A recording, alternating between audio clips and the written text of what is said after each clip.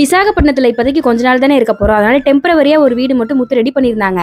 வீடு ஓபன் பண்ணா 2 ரூம் தான், கிச்சனுன்னு ஒண்ணு காணோம். எங்க முத்து கிச்சனே காணோம், அதானே எனக்கு மெயின் டிபார்ட்மெண்ட்னு கேட்டா வெளியில சின்னதா ஒரு ரூமை காட்டுறாரு, இதுதான் கிச்சனுன்னு சொல்லி. இதுல இந்த மாடிப்படி வேற பாதி ஸ்பேஸ் ஆக்குபைட் பண்ணிருந்துச்சு. இதுல முத்து லைனா இன்ஸ்ட்ரக்ஷன் வேற, இருக்க போறது கொஞ்ச நாள் இங்க இருக்கிற திங்ஸ் வச்சு மட்டும் யூஸ் பண்ணேன், எக்ஸ்ட்ரா திங்ஸ் எதுவும் வாங்கிறாதுன்னு. அந்தமான்ல 4 பாத்திரம் ஒரு இண்டக்ஷன் வச்சு 1 மாசத்துக்கு மேல ஓட்டுனால இதுல எனக்கு ஜுஜிபி முத்து கை வந்த கடை, நான் பாத்துக்கிறேன், நீங்க கவலையே படாதீங்கன்னு சொல்லிட்டு இருந்தேன். இப்போதைக்கு சமையலுக்கு எது அத்தியாவசியமா தேவையோ அது மட்டும் ஒரு 15 நாளைக்கு வர மாதிரி நான் வரதுக்கு முன்னாடியே வாங்கி வச்சிட்டாங்க. இருந்தாலும் நம்ம ஒரு தடவை செக் பண்ணணும் இல்லையா? வந்தோடனே எது எது இருக்கு இல்லைன்னு ஒரு டைம் செக் பண்ணி பார்த்துட்டு இருந்தேன். அதுக்கப்புறமா ஸ்ட்ராங்கா ஒரு டீ போட்டு குடிச்சிட்டு அதெல்லாம் ஒரு பாக்ஸ்ல எடுத்து அரேஞ்ச் பண்ணிட்டு இருந்தேன். இதெல்லாம் ஓகே. இந்த சமையல் செய்யறதுக்கான பாத்திரம் தான் கொஞ்சம் டிஃபிகல்ட்டான டாஸ்கா இருக்கும் போல. ஒரே கடாய், 2 சின்ன குக்கர், எக்ஸ்ட்ரா 4-5 பாத்திரம், ஒரு பால் பாத்திரம் தான் இருக்கு. இந்த கிச்சனுக்கு மெயினா அரைக்கிறதுக்கு தேவையான இந்த மிக்ஸின்னு ஒண்ணு இல்லவே இல்லை. எப்படித்தானோ தெரியல, எப்படி சமாளிக்க போறேனோ தெரியல. சரி ஓகே, பாத்துக்கலாம். ஃபர்ஸ்ட் டே குக்கிங் லீவுன்னு வெளியில மீல்ஸ் வாங்கி சாப்பிட்டாச்சு. நெக்ஸ்ட் மினி விளாக்ல பார்க்கலாம். பாய்.